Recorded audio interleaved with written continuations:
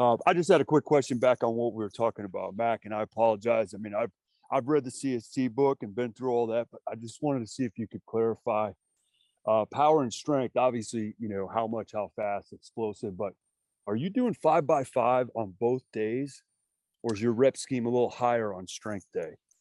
So what I wrote in that CST book was an example. I can't put a year's worth of examples in there, so I'm giving everybody one example, right? You tracking on that? Copy. Right. Now on power day, I think the example I gave was to do a 5x5x5. However, big difference between that one and strength.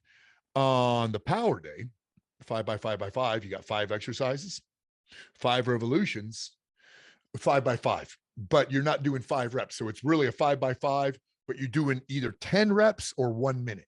Oh, on power day. Okay. Yes. Power day. Yep. Yeah. Cause I'm still a little bit indoctrinated in that CrossFit paradigm where they're big on 5x5 for strength, and, power tends to be, it could be 9x3, but the weight that allows you to be explosive. If you're fighting the weight, then it's technically strength, right? Yep. Yeah. And Yeah, we could shit on CrossFit all day.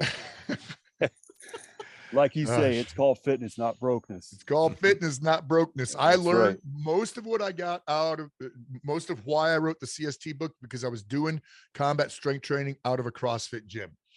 So, man, I looked around and went, damn, all right, I need to make people healthy. I mean, CrossFit did a lot for the fitness industry, with group dynamic and all that stuff. But you got a guy who's got a weekend seminar and he's teaching Olympic lifts. That takes a degree to teach. That's like me coming down and teaching a shooting class. Yeah. People get degrees, 4-year degrees to teach Olympic lifts. Yep. Yeah. So on the power day, I will do 5 exercises, 5 revolutions, but they're like, like 10 reps or 1 minute, something like that in there.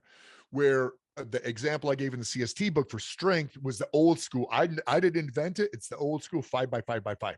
You're doing 5 exercises, 5 reps, 5 revolution. Each revolution gets a little bit heavier till that 5th and final revolution. You are struggling, and it's not a lot of weight. It's not like your max weight, not even close. But because you're doing this around robin, you're like, holy crap, man. This is freaking hard as hell. Yeah, you need those first few sets to be warm up. And I'll just jump in on the mobility piece.